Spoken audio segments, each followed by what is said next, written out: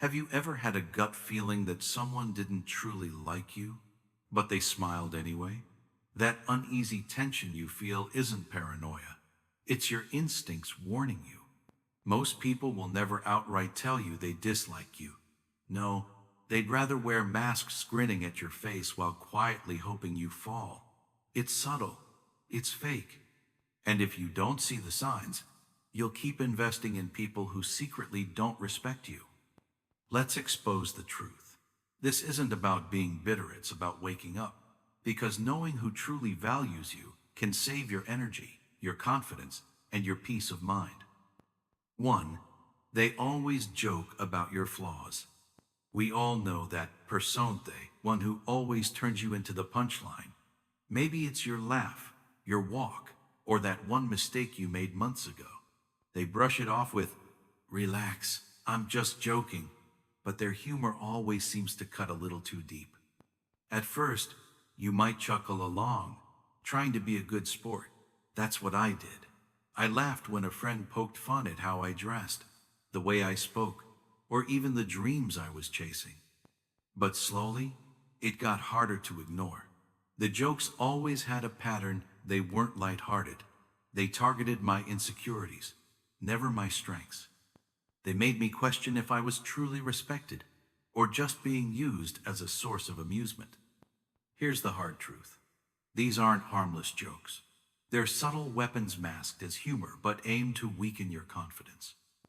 It's a form of quiet manipulation, a test to see how much disrespect you'll tolerate before you break. And when you stay silent, you're unknowingly giving them the green light to keep going. Society conditions us to take a joke. We're told that speaking up means we're too sensitive, too serious. But let's flip the script. There's nothing wrong with standing up for yourself when someone repeatedly crosses the line. It's not weakness, it's self-respect. True friends don't tear you down for a laugh.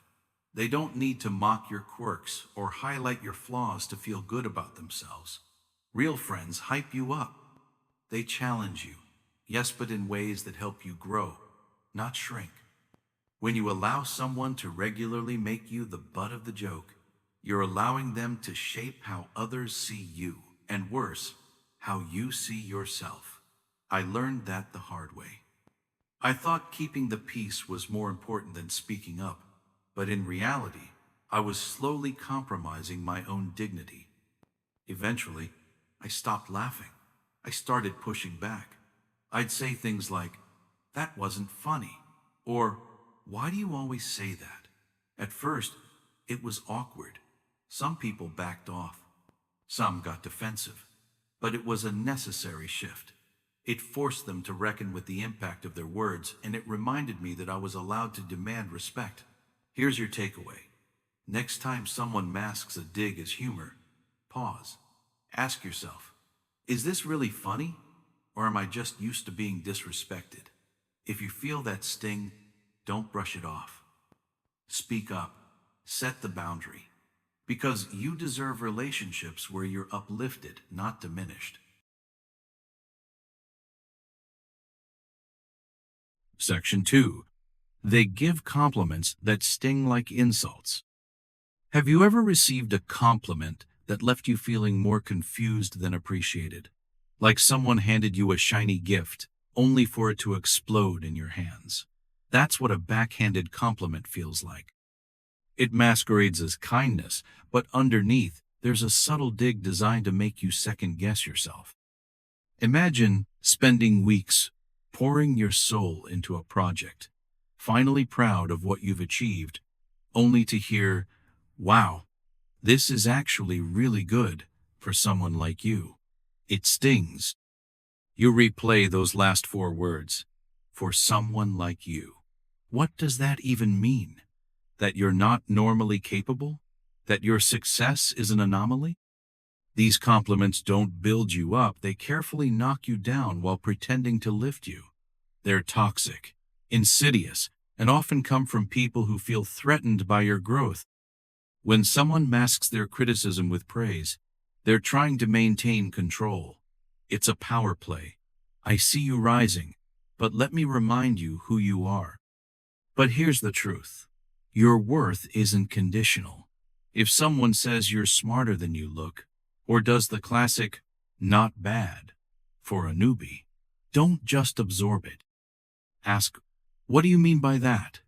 That question is powerful. It pulls back the curtain and exposes their intention. Real compliments come with no strings.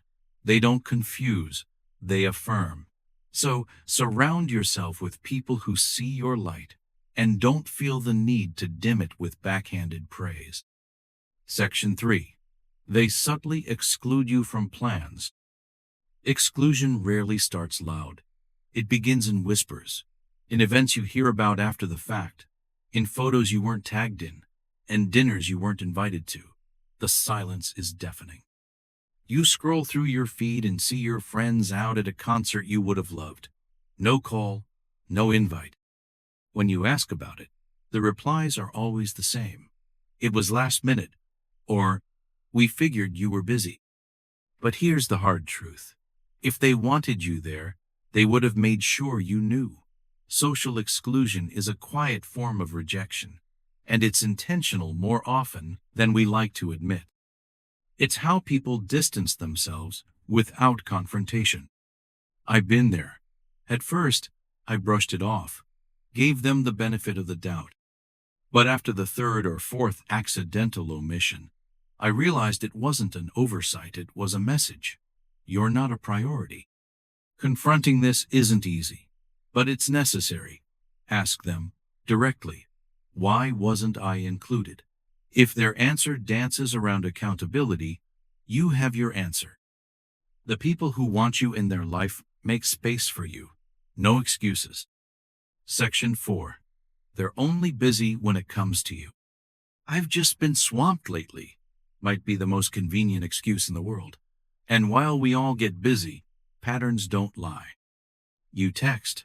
They reply 3 days later. You call. It goes unanswered.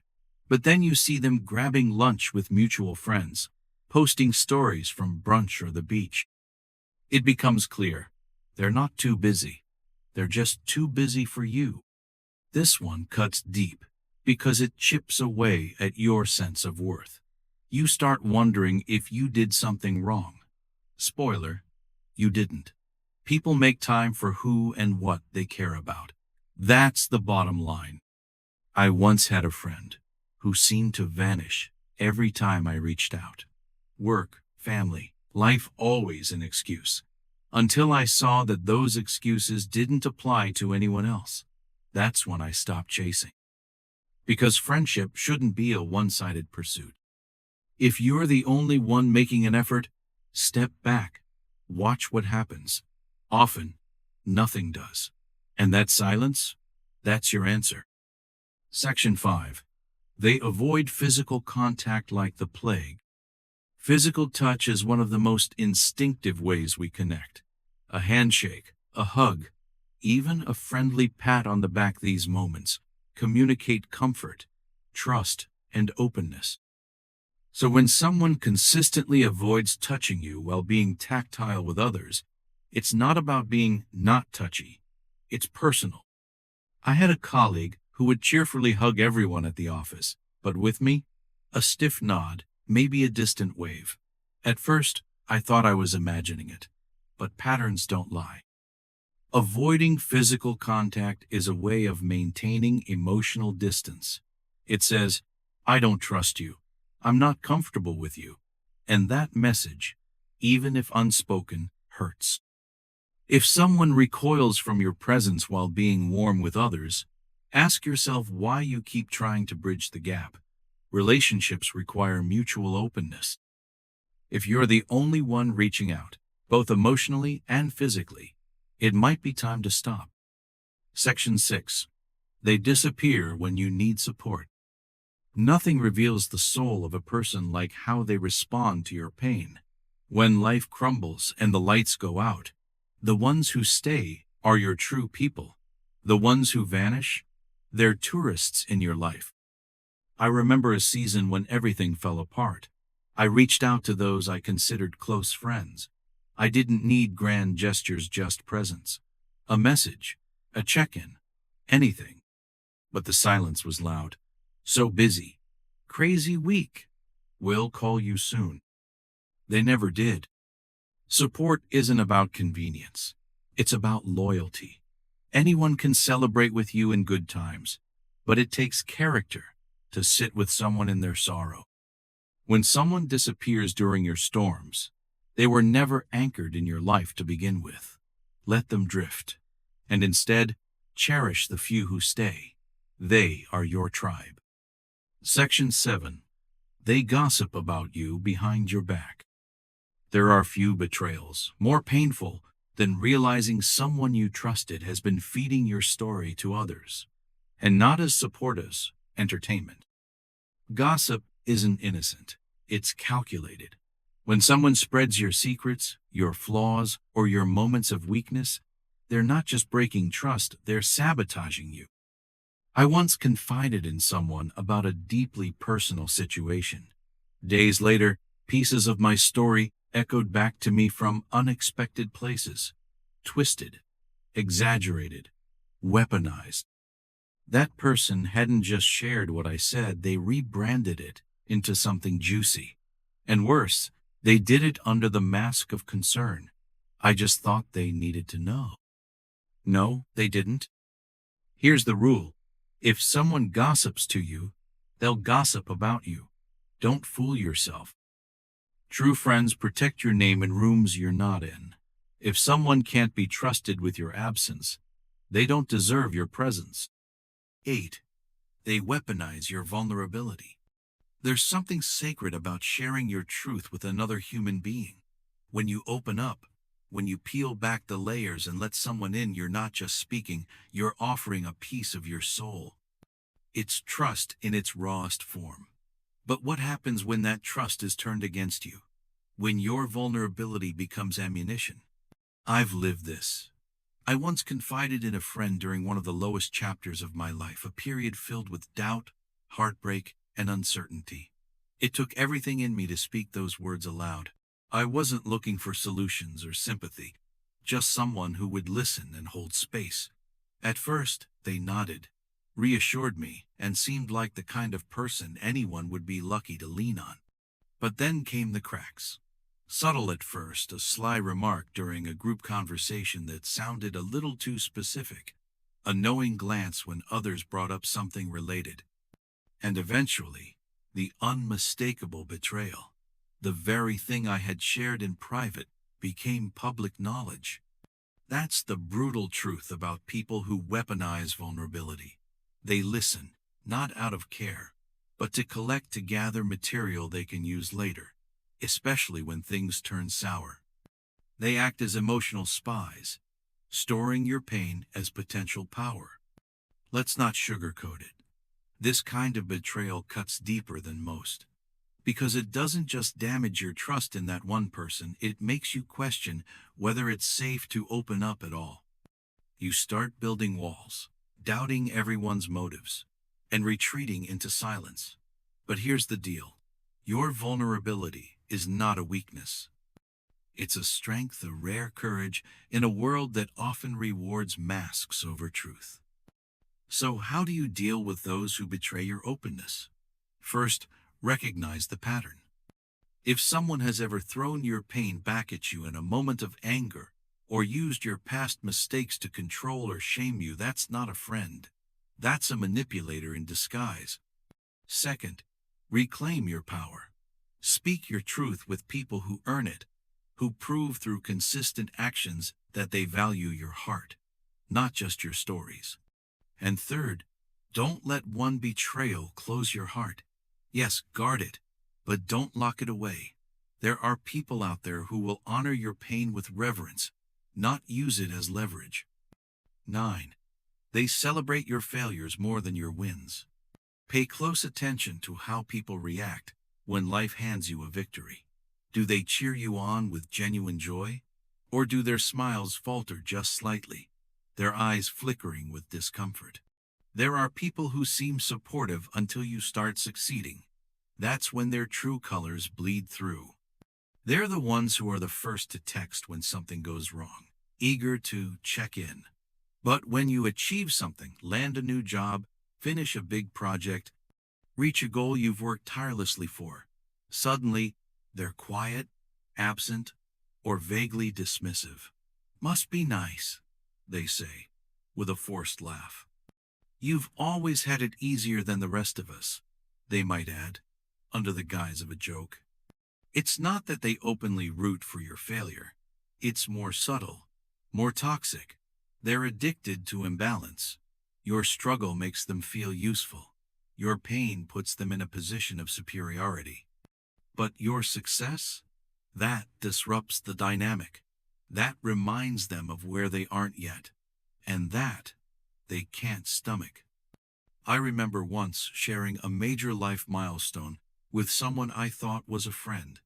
I expected excitement, maybe even a celebratory coffee or message. Instead, I got a half-hearted, "Cool, so what's next?" And then silence. No follow-up, no support. It hurt more than I'd expected. Because in that moment, I realized they were only present when I was struggling, not when I was soaring. Here's the uncomfortable truth. Some people feel safer when you're small. Your wins make them feel irrelevant, and rather than level up, they'd prefer you stay down. But don't. Shrink for no one. Real friends don't keep score. They clap when you rise, they grieve when you fall, and they do both without jealousy or agenda. If someone can't celebrate you when you're thriving, they don't deserve a front row seat when you're rebuilding. Let your circle reflect the version of yourself you're growing into, not the one you're trying to escape. As we come to the end of this deep dive into the hidden signs of disrespect, let's pause not just to reflect, but to truly feel the weight of what we've uncovered. These aren't just observations. They're wake-up calls. Subtle, quiet, almost invisible at times, but powerful enough to erode your self-worth if you let them. Let's be honest, many of us have stayed in relationships or friendships longer than we should have, simply because we didn't trust ourselves. We rationalized the backhanded compliments, excused the exclusions, tolerated the busy brush-offs, and ignored the uncomfortable body language. Why? Because facing the truth is painful. Admitting that someone you care about doesn't value you as much as you value them. It cuts deep. But the beautiful thing about pain is that it can be a portal of passage from ignorance to understanding, from endurance to empowerment. Disrespect, especially the quiet kind, is like a slow leak in a tire. At first, you might not even notice it. You keep driving forward, convincing yourself everything is fine. But eventually, the pressure drops. The ride becomes bumpy. Your journey slows. And if you don't stop to inspect what's wrong, you'll find yourself stranded, emotionally flat, drained. So here's the question. Are you paying attention to the slow leaks in your relationships? Because this journey, your journey, isn't just about cutting people off. It's about tuning in to your intuition, to your body language, to the uneasy feelings you keep pushing down. Those are not overreactions. Those are not you being too sensitive. Those are signals, and ignoring them comes at the cost of your peace. Maybe you've been told that you should just let things slide, that it's better to keep the peace than to create conflict. But let me tell you something, your inner peace matters more than outer appearances. If someone is quietly disrespecting you, that is conflict. It's just conflict that's eating you from the inside out. Now is the time to reclaim your voice, to take up space, to speak the truth, even when it shakes your voice. Because the people who are meant for you, those who truly see and value your worth, won't flinch at your boundaries. They'll honor them. So don't apologize for requiring respect. Don't second-guess yourself when someone makes you feel invisible. And don't shrink to fit into someone else's comfort zone. You were not born to be tolerated. You were born to be celebrated. And when you start acting like someone who knows that, the energy around you shifts. Disrespect no longer finds a home. Manipulators grow uncomfortable. The fake smiles fall away. What remains are those who respect you genuinely, love you fully, and show up for you consistently. This isn't just about them. It's about you. How you show up for yourself. How you speak to yourself. How you protect your energy like it's sacred because it is. So let today be the day you draw the line. Not out of anger, but out of love. Not to punish others, but to protect your peace. This isn't the end of the conversation, it's the beginning of a new chapter. One where you stop explaining your worth and start embodying it. One where you don't beg to be chosen, you choose you first. Because real strength doesn't come from how much you can endure. It comes from knowing when to walk away. And if you've made it this far, you already have what it takes. Now go live like you know it.